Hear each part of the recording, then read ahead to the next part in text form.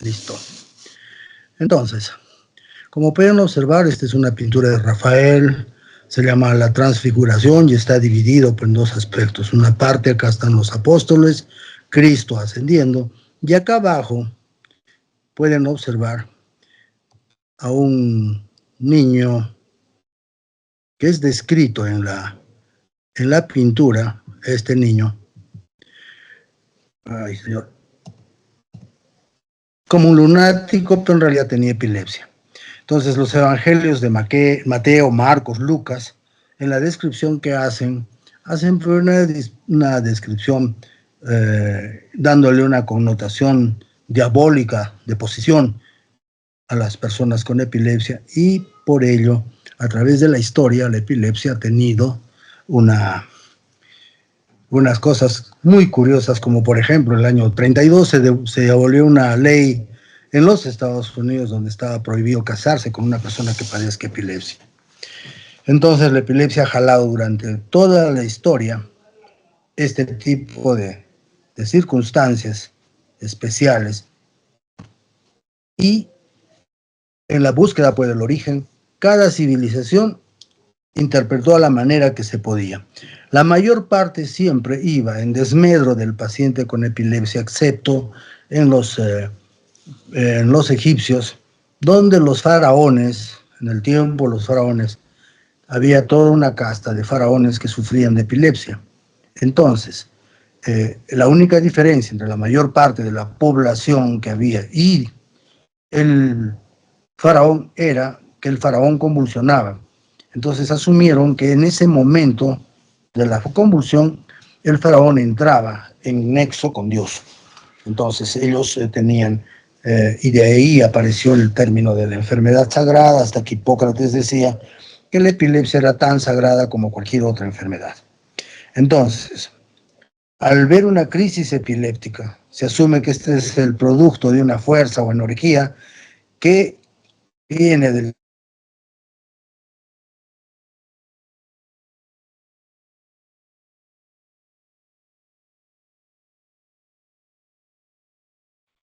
Entonces, para entender la epilepsia, lo primero que tienen que hacer es entender qué es una crisis cerebral. Una crisis cerebral es un ataque de origen cerebral que afecta a una persona en aparente buen estado de salud y se caracteriza por fenómenos anormales, súbitos y transitorios que tienen una connotación motora, sensitiva, autonómica o psíquica, que son el resultado de una disfunción cerebral transitoria, focal o generalizada. Eso es una crisis cerebral. Entonces, acá ustedes pueden ver las más grandes grupos de crisis cerebrales. Entonces, allí arriba pueden observar la crisis epiléptica, luego tienen las vasculares, las sísmicas, las tóxicas, las metabólicas, las anóxicas, las psíquicas. Entonces, de acá, lo primero que deben tener en claro, todas las crisis epilépticas son crisis cerebrales, pero no todas las crisis cerebrales son epilépticas. Entonces, ahí tienen crisis cerebral. Estas crisis cerebrales pueden ser, como han visto en el gráfico anterior, vasculares, hípnicas, es decir, relativas al sueño, tóxicas, motoras, anóxicas y psíquicas.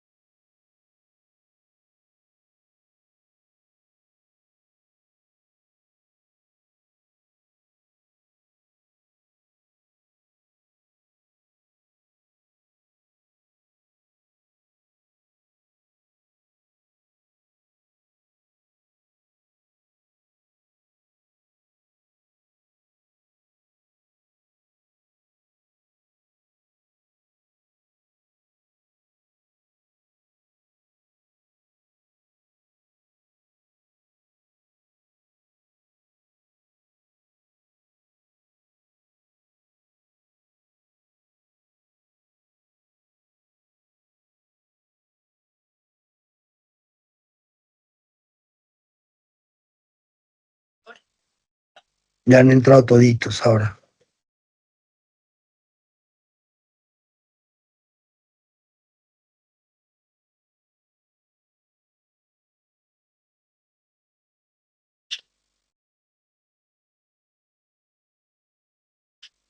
¿Ven? Sí se ve, doctor.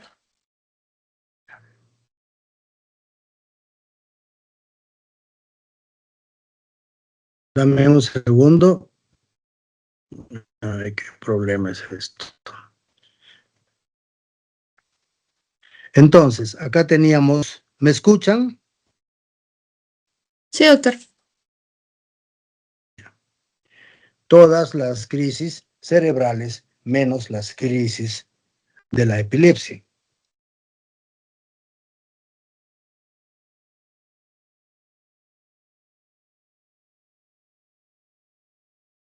Entonces, sigamos. Estas son formas que van a constituir las primeras manifestaciones clínicas de las llamadas trastornos paroxísticos no epilépticos.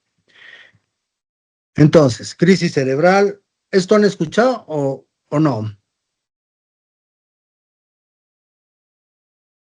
No, doctor, ¿Aló? si podría volver a Ya. repetirlo, por favor. Entonces, crisis cerebral. Primero, ¿es una crisis epiléptica? Sí, es una crisis epiléptica. ¿Hay causa aguda? Si existe causa aguda, se llama crisis provocada. Ahí está, por ejemplo, la convulsión febril, la meningitis, un infarto, una hemorragia cerebral. Es una causa aguda que genera crisis epiléptica. Pero si no existe una causa aguda, se llama crisis no provocada. Y si esta crisis no provocada es solamente una, se llama crisis única o crisis solitaria. Pero si son dos o más, a esto se llama epilepsia. Y ahora se ha agregado en el nuevo concepto que se llama epilepsia a una crisis más lesión del sistema nervioso central, eso ya es una epilepsia.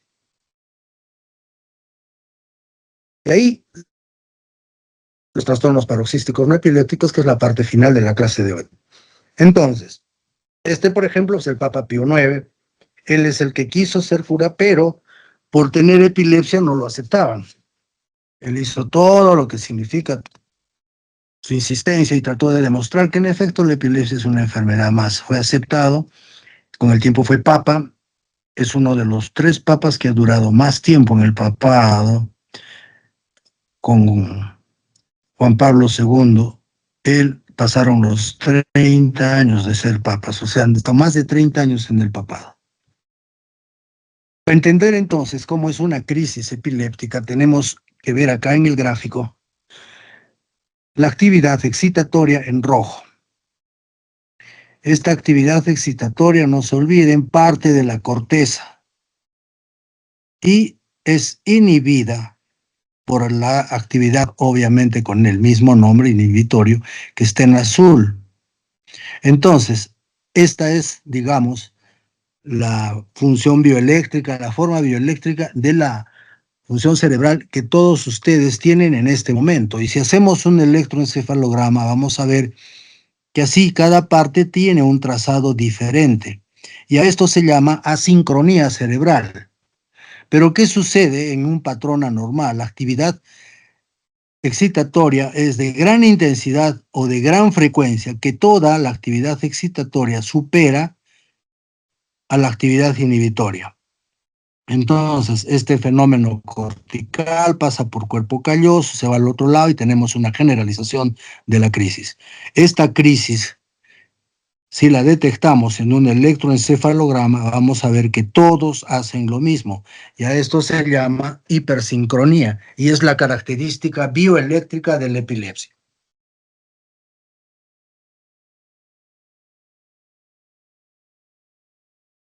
Digamos,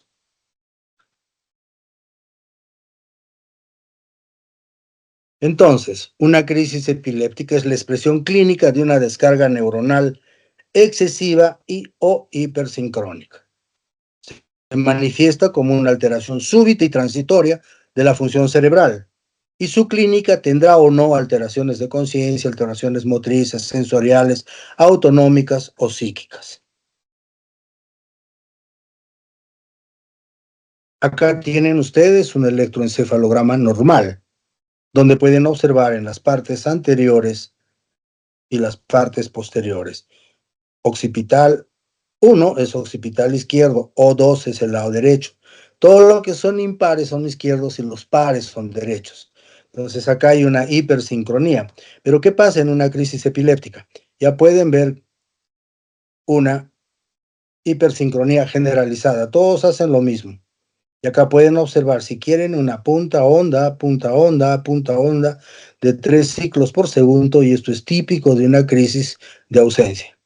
Incluso pueden ver que antes de estos segundos de detección en el electroencefalograma ya hay una actividad hipersincrónica acá y acá, que es diferente, como pueden observar, a un electroencefalograma normal.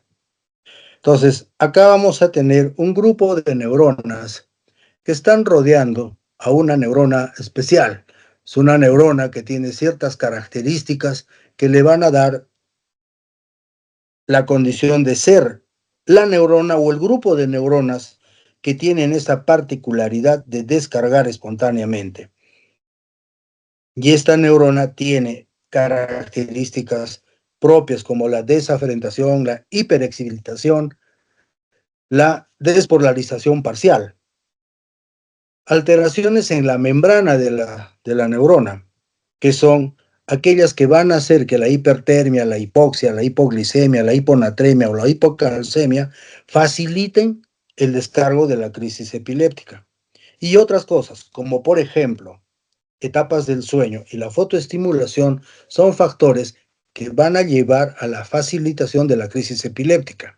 Por eso, cuando queremos, por ejemplo, hacer un estudio un poco más profundo con el electroencefalograma, se le pide al paciente que se haga el examen con deprivación de sueño, o sea, no duerme toda la noche y al día siguiente se hace el examen. Entonces ahí podemos aprovechar claramente a ver una etapa de paciente dormido, paciente que pasa o despierto, pasa al sueño, después del sueño al despertar. Entonces tenemos 3 fases claritas para poder detectar estos cambios y poder evidenciar el trazado epileptógeno. Seguimos con esta neurona, con esas características especiales que le permite generar la crisis. Entonces, cualquier factor que active el foco o que inhiba a las neuronas que están alrededor van a hacer la propagación de la crisis. Incluso se hablaba de una especie de marcapasos, donde a nivel central obviamente se descargarían espontáneamente manifestaciones bioeléctricas que van a llevar a que suceda la crisis epiléptica. Entonces, este grupo o esta neurona que tiene esas particularidades está limitada por la acción de las neuronas que no tienen estas particularidades, de tal manera que esta manifestación, cuando va a superar a las neuronas sanas, va a pasar a la corteza contralateral y la crisis va a generalizar. La extensión de la excitación neuronal va a llegar a centros subcorticales y talámicos, centros del tronco cerebral y la médula.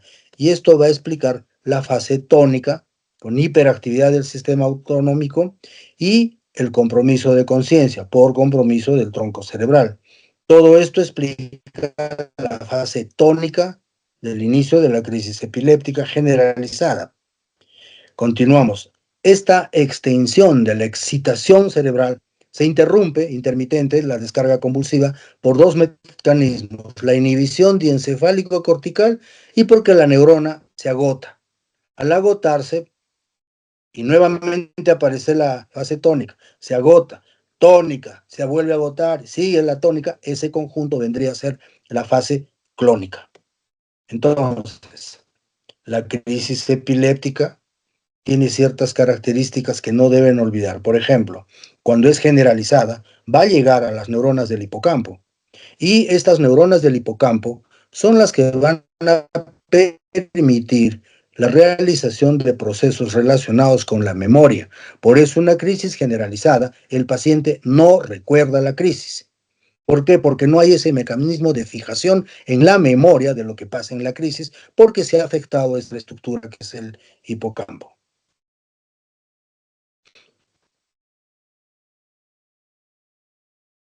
Entonces, la epilepsia no es más que un trastorno neurológico caracterizado por la repetición de crisis. Se diagnostica cuando el paciente ha tenido por lo menos 2 o más crisis no provocadas o una sola crisis asociada a lesión cerebral. Las crisis epilépticas únicas o secundarias a una agresión cerebral aguda no es epilepsia y se acepta como término reconocido por la OMS comicialidad. Acá tenemos la prevalencia por 100.000 habitantes en todos los países y ahí tenemos al Perú. La incidencia está al otro lado, miren, 40 a 100 a 50 por 100.000 en Europa y en Estados Unidos. En el Perú, 110 a 130 por 100.000. Estos dos señores, este es Julio César. Julio César era senador, tenía epilepsia, y así como muchos senadores, tenían crisis en plenas sesiones del Congreso romano, y esas sesiones se llamaban los comicios. Entonces, esta enfermedad interrumpía los comicios, razón por la cual se llamaba la enfermedad comicial. Y como han visto, término aceptado por la OMS hasta ahora vigente. Y el que está al lado, ese es el poeta inglés Lord Byron. También tenía epilepsia. Entonces, una de las cosas que está sucediendo y que no nos permite avanzar mucho es que los conceptos acerca de la clasificación de las crisis epilépticas han sufrido toda una etapa de cambios. Hasta el año 1981, donde el ILAE, que es la institución que rige la epilepsia a nivel mundial, no es como la Asociación Americana de tal cosa, la Asociación Europea, no. El ILAE es mundial, o sea, de tal manera que sus conceptos son válidos en todo el mundo. Esta primera clasificación que hacen en el 81 de la manera clínica, clasifica las epilepsias como parciales, como generalizadas y, como en todas las clasificaciones, no clasificables. Las crisis parciales pueden ser simples, complejas o parciales que generalizan. Y las crisis generalizadas pueden ser no convulsivas o convulsivas.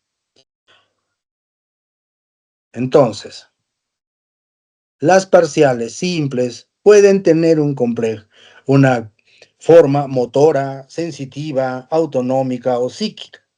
Las parciales complejas pueden ser, o mejor, ¿cómo es una crisis parcial compleja? Hay un compromiso de conciencia porque el paciente no recuerda y realiza una actividad, entre comillas, compleja.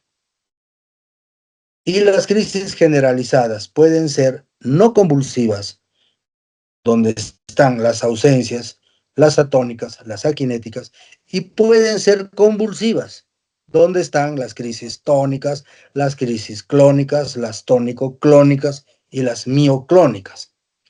Esta clasificación, doctores, generó una comprensión.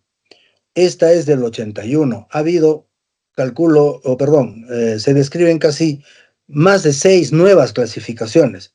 Pero si ustedes no tienen este concepto básico, no van a entender las otras clasificaciones. Y de hecho, hay clasificaciones donde, por ejemplo, hay la epilepsia del lóbulo frontal, con distintas características. O te ponen epilepsias más el electroencefalograma de tal tipo, eso es el síndrome de tal cosa. Entonces, eso para la docencia, para la comprensión de las crisis epilépticas, era prácticamente imposible porque no podía el alumno entender las crisis de ese tipo. Entonces, acá, por ejemplo, tienen el homúnculo motor en rojo. Empieza a descargar la crisis, toma la cara, el brazo, puede tomar la pierna, y a eso se llamaban antiguamente las crisis jacksonianas. Porque Jackson tiene dos cosas importantes. Primero, es el que mejor describió en ese tiempo esas crisis, las hemigeneralizadas, las que tomaban medio cuerpo. Y a raíz de eso, Jackson dice que las manifestaciones, por ejemplo, del lado derecho, son generadas por el lado izquierdo. Entonces ya había, fue el primero que hizo esa descripción, por eso lleva su nombre. El hijo de Jackson tenía estas epilepsias, por eso hizo una descripción muy, muy importante para la comprensión. Y acá abajo tendrían todo el componente sensitivo, que también la importancia de esto es que, a diferencia de de la crisis motora, donde se ve la crisis, donde existe la visión del testigo que te va a contar y sobre todo del paciente porque no ha perdido la conciencia, obedece a un fenómeno que puede ser observable. En cambio, la crisis parcial sensitiva no se observa. Pero ahí es donde ustedes deben tener en cuenta que las manifestaciones de tipo sensitiva deben corresponder a un territorio cortical que explique la crisis. Entonces, eso de que se me ha adormecido la mano izquierda y luego el hombro derecho y que el piecito, eso no corresponde a una zona. Por lo tanto, duden de que eso sea una crisis de tipo sensitivo. Acá tienen las manifestaciones, por ejemplo, de la crisis visual. Si se acuerdan, cuando han hecho corteza, hay áreas primarias, áreas secundarias y hay áreas terciarias. Cuando la manifestación epiléptica parte, por ejemplo, en el área primaria visual, el paciente va a referir la visión de puntitos, rayitas. Y cuando está en la zona secundaria, va a referir que las crisis es la visión de paisajes, caras, etc. Lo mismo sucede cuando las manifestaciones son auditivas. Área primaria van a encontrar zumbidos, sonidos como por ejemplo que el pilón está abierto, etc. Pero cuando es en área secundaria auditiva van a encontrar o el paciente va a narrar voces, música, discusiones, es decir, una cosa más elaborada. Acá en lo que significa las crisis olfatorias les han puesto un zorrillo, pero lo más referido por los pacientes es un olor a jeve quemado. Las gustativas, el paciente va a referir un sabor a metálico. Y las crisis autonómicas o viscerales, el paciente va a tener una sensación de náusea, malestar abdominal, llega a la sudoración o vómitos. Es decir, estas crisis de tipo parcial van a obedecer a una descarga en una zona de lo que significa nuestro cerebro.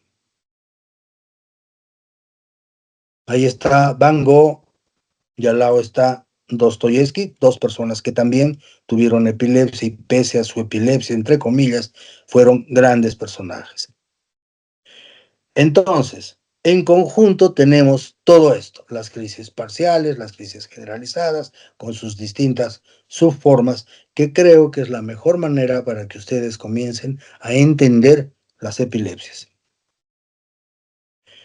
Las crisis generalizadas, acá tenemos las ausencias. Pueden ver este niño, está manejando, usando su pelota, queda con la mirada al vacío, dura 3 a 15 segundos, deja de realizar su acción y esto es una crisis generalizada. Acá hay una participación cortical con abstracción bilateral y abajo tienen el electro con su característica 3 ciclos por segundo punta onda. Esta es la ausencia típica. Hay la forma típica, las crisis atónicas, las akinéticas, que son menos frecuentes. Interesa que en ese cerebro quede esta forma de crisis generalizada tipo ausencia. Acá pueden haber una crisis de ausencia. Se está hiperventilando a la paciente.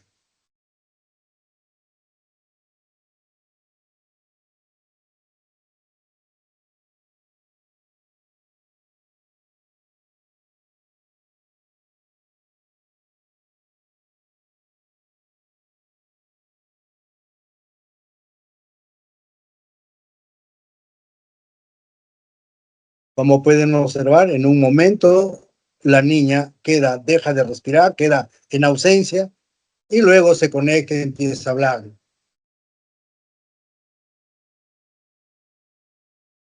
Estas son filmaciones autorizadas por si acaso por el ILAE. Entonces, las crisis generalizadas de tipo convulsivo están la tónica, la clónica, la tónico-clónica y las mioclonías. Acá a la izquierda pueden observar, recordar un compromiso cortical generalizado. Las crisis generalmente empiezan con un grito, pérdida de conciencia, movimientos tónicos y clónicos. Tónico-clónicos, pérdida de conciencia, incontinencia urinaria, una duración variable y mejor vean esta imagen.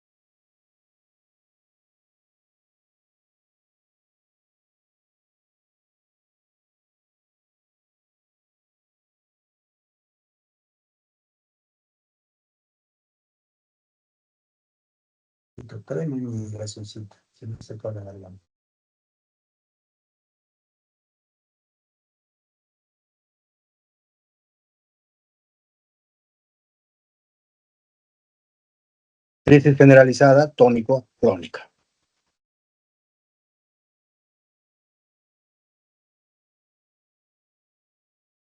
Esta es la crisis mioclónica juvenil.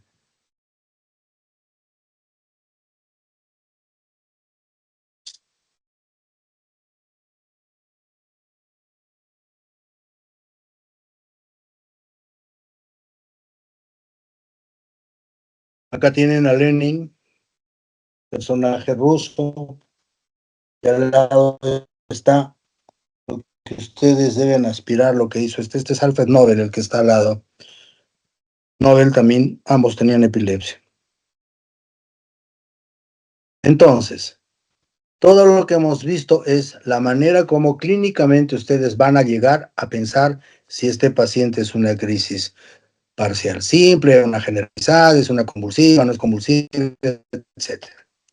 Ahora lo que vamos a ver es el origen de la crisis. Entonces acá hay tres formas de ver o las formas de haber sido clasificadas las crisis epilépticas. Se llama idiopático primaria a la que no tiene causa. Y generalmente son ausencias o tónico-clónicas generales que van desde la niñez principalmente o la adolescencia. El examen es normal, los electros tienen complejos específicos generalizados. Acá no es que el electro es anormal y es epilepsia, tiene que tener un patrón específico generalizado. Se debe indagar la historia familiar de las crisis parecidas o semejantes a las que presenta el paciente y las imágenes son negativas. A eso se llama una epilepsia idiopática o primaria. El segundo grupo es las epilepsias sintomáticas o también llamadas secundarias. Son aquellas que presentan una causa definida. Un tumor, un cisticerco, un ACV, etc. Y hay un tercer grupo donde se llaman las epilepsias probablemente sintomáticas. Criptogenéticas también es el otro nombre. Y estas son crisis generalizadas que después de los 20 años se presentan o parcial a cualquier edad, pero los exámenes neurológicos y los exámenes auxiliares son negativos. Y el electro puede demostrar anomalías difusas o focales. Por ejemplo, antes que apareciera, por decir, la resonancia, había un paciente que mueve medio cuerpo, el lado derecho. Hacemos una tomografía, no hay nada. Pero la clínica nos dice que hay una lesión en el lado izquierdo, por eso mueve el lado derecho. Pero nuestros exámenes no están a la altura de demostrar eso. A eso se llama criptogénica o probablemente sintomática. Aparece el resonador y encontramos un angioma o una malformación arteriovenosa que no vio la tomografía. Entonces, a medida que los exámenes auxiliares avanzan, estas sintomáticas o criptogenéticas van reduciéndose en número, aumentando las epilepsias secundarias.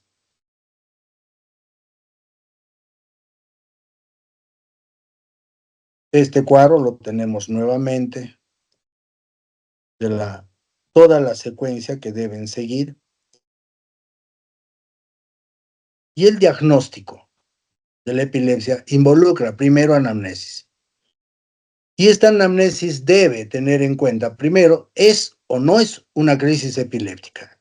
¿Y qué clase de crisis tiene lo que está narrando el paciente? Esta anamnesis también debe demostrar o buscar la lesión o enfermedad causal. Debemos estar seguros si es una crisis única o es una crisis recurrente, y ahí aparece el otro gran problema: excluir a los trastornos paroxísticos no epilépticos. El examen físico general y neurológico, obligado. Exámenes auxiliares, ahí están, confirman la naturaleza epiléptica, el electroencefalograma, y quienes van a buscar el origen, tienen tomografía, resonancia, líquido, arteriografía, etc. Y pasamos al tratamiento. Fíjense la historia. El muérdago es la plantita que está acá al lado. Han usado excrementos humanos, han castrado a las personas, les han quitado el crita, les han trepanado el cráneo, ingesta de sangre humana y muchos rituales mágicos religiosos como parte del tratamiento en la historia de la epilepsia. Y fíjense, miren, en el año 1858 decía este autor que no existe sustancia en la Tierra capaz de atravesar el sistema digestivo de un hombre que en algún momento no haya gozado la reputación de ser un antiepiléptico. Es decir, todo se ha usado. Primero, no existe un medicamento ideal. Se debe seleccionar el fármaco antiepiléptico apropiado para el tipo de crisis. No cometan el error: es una epilepsia, tal medicamento, se prenden a uno, porque hay medicamentos que empeoran otro tipo de crisis. O sea, el fármaco antiepiléptico debe ser de acuerdo al tipo de crisis. Usar un fármaco hasta que el control o aparezcan signos de toxicidad, y evitar el uso de dosis subterapéuticas. A veces vemos pacientes con 3, 4, 5 medicamentos, de los cuales toditos están en dosis subterapéuticas. Tiene que calcularse por kilo de peso. Tratamiento farmacológico. ¿Cómo cambiar? Si no hay control con el primer fármaco, no reducir la dosis y reemplazar por un segundo fármaco antiepiléptico, sin reducir la dosis del primero. No hay que suspender bruscamente cualquier fármaco antiepiléptico. Es recomendable la monoterapia, es la regla de oro en el tratamiento. Y la politerapia incrementa las interacciones droga-droga y de efectos secundarios. Y si no manejamos bien cómo este fármaco se lleva con este otro fármaco, vamos a tener un problema en el manejo de lo que significa el control de las crisis epilépticas. Precauciones rutinarias en la vida del paciente.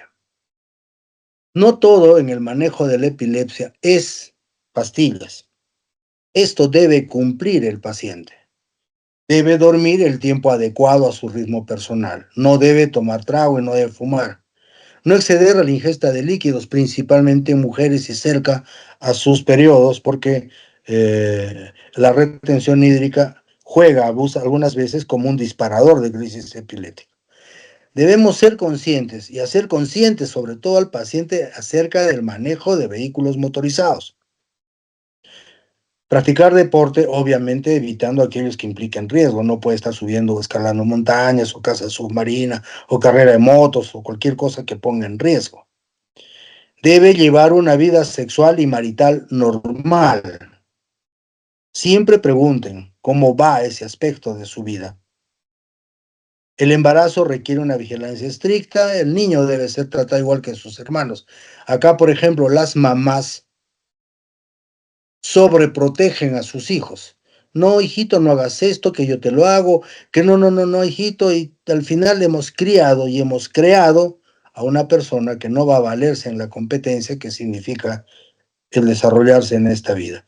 Y debemos tener así con el paciente el convencimiento de la necesidad de tomar sus fármacos antiepilépticos. Acá tienen, miren, una pintura de 1750 en una iglesia donde se observa a Cristo sacándole el demonio a un paciente. Y este paciente con su epilepsia está encadenado. Imagínense a lo que llegaba esta epilepsia o las epilepsias en ese tiempo.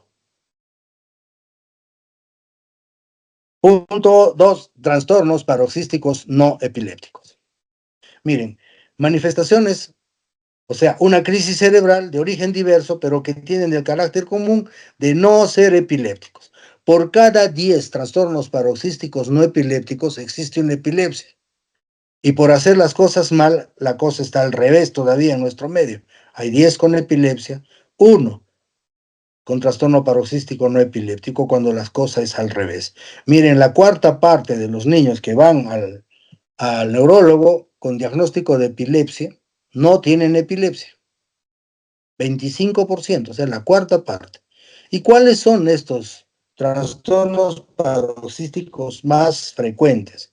Mire, 44% son síncope, 20% trastornos psíquicos, 11% son el espasmo de sollozo, 6% terrores nocturnos, 6% migrañas y un 13% otros trastornos paroxísticos no epilépticos. ¿Por qué sucede el error? Primero, por una inadecuada historia clínica. No hacemos una clínica adecuada. Cualquier fenómeno que se repite o es brusco lleva a conclusiones precipitadas cuando no se hace una buena historia. La presencia de movimientos bruscos involuntarios, ya estamos pensando en que es epilepsia.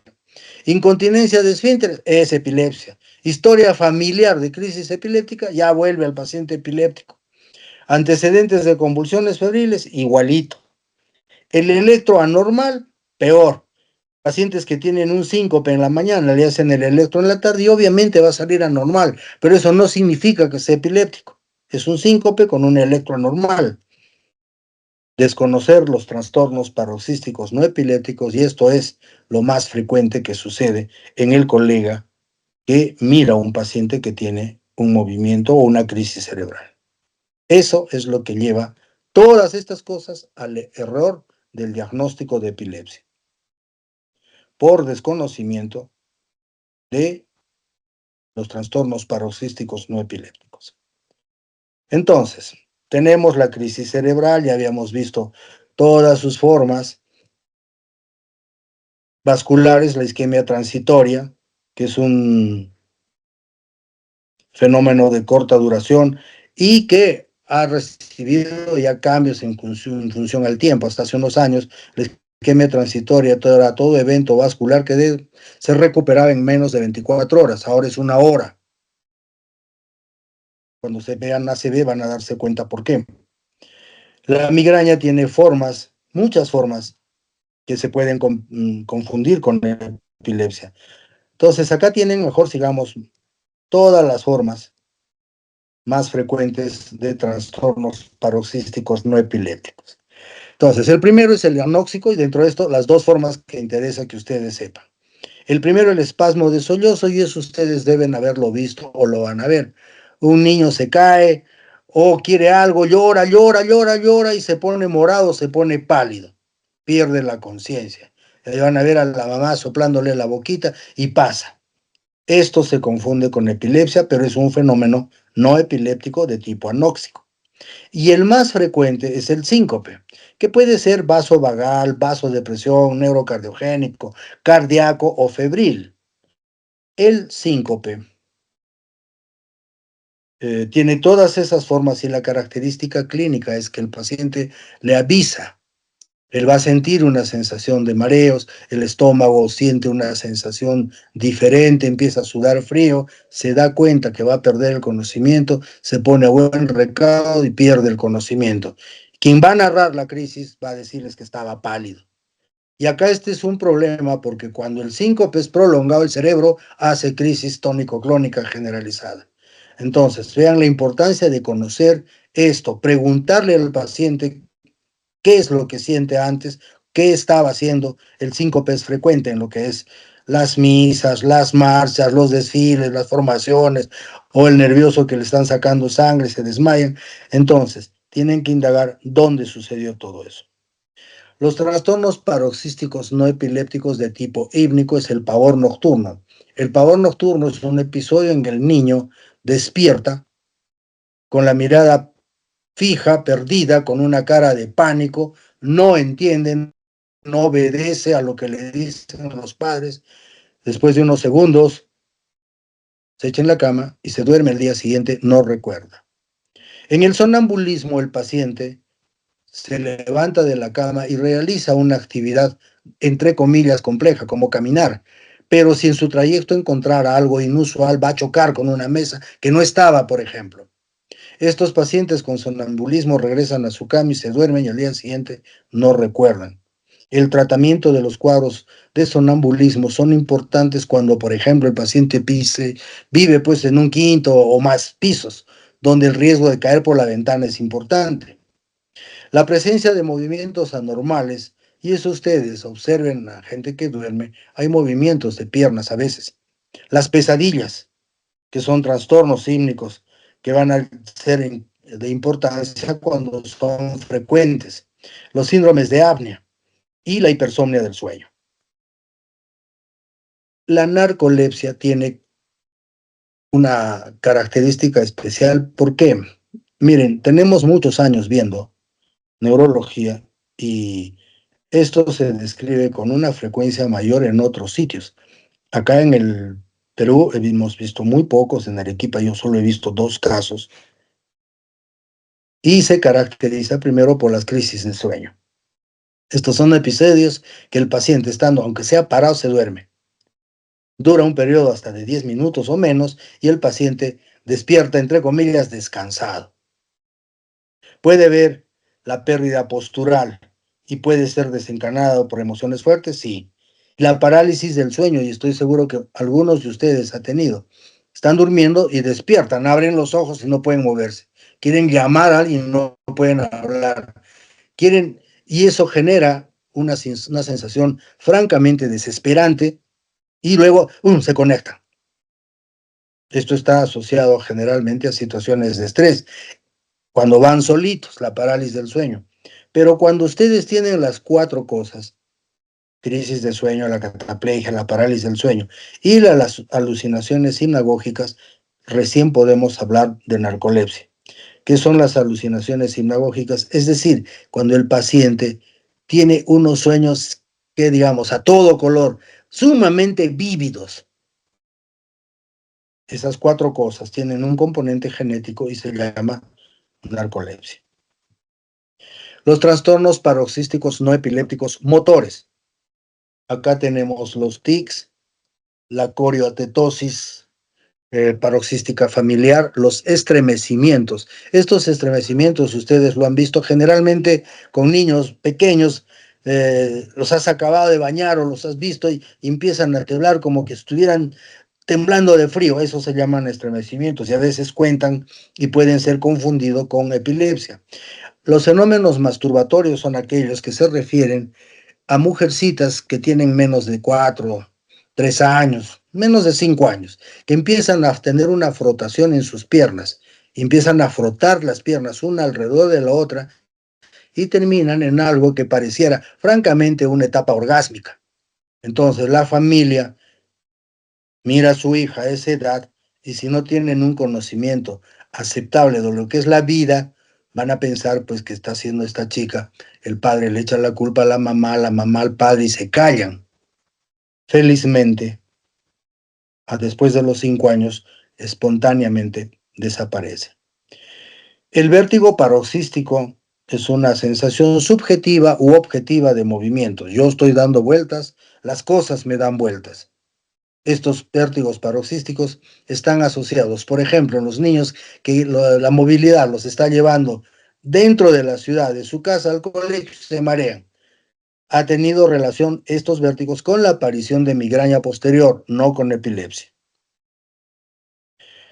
Acá tienen todas las formas de tics, fíjense, y su clasificación. Imagínense las clasificaciones de todos los trastornos paroxísticos.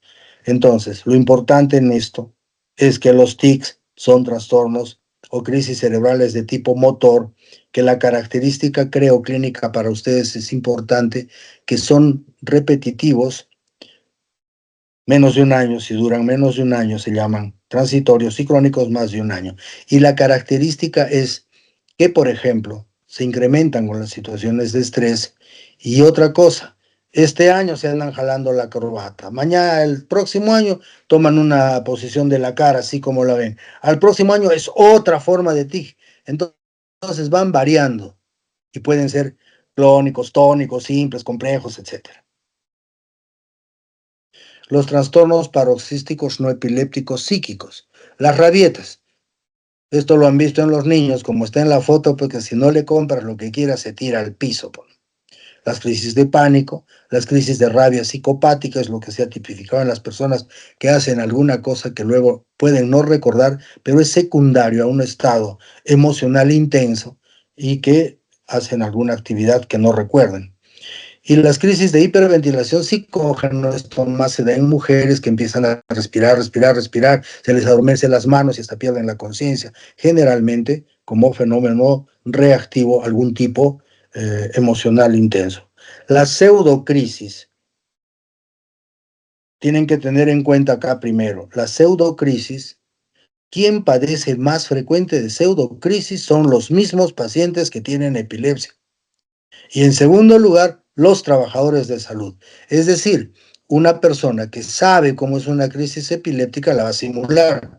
Y una persona que ha visto o trata o ha estado con pacientes que tienen epilepsia, saben cómo es la crisis y pueden simular una crisis epiléptica. La migraña, acá tienen una forma con aura, la forma vértebro-basilar y la migraña sin cefalea. Y los ataques isquémicos transitorios del territorio carotídeo y del territorio vértebro-basilar van a traer clínica de acuerdo a la localización del segmento que está comprometido. Acá tienen el territorio vértebro-basilar y el territorio carotídeo cuando son, además del vértebro-basilar, cuando son isquémicos transitorios. Estos cuadros, por ejemplo, para tipificarlos como usual, uno debe conocer las partes del cerebro, qué irrigación tienen. Y de acuerdo a qué irrigación tienen, qué sistema los irriga, deben explicar la clínica que trae el paciente. Muy bien, doctores. Preguntas.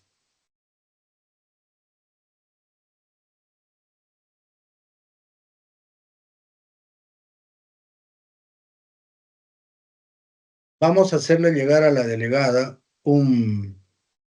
una separata sobre epilepsias. En esa separata está todo lo que se ha hablado acá. El examen va a ser de esas separatas y de esta presentación. En las separatas están los medicamentos con sus respectivas dosis, de tal manera que si estudian eso y revisan esto, no van a tener ningún problema con el examen.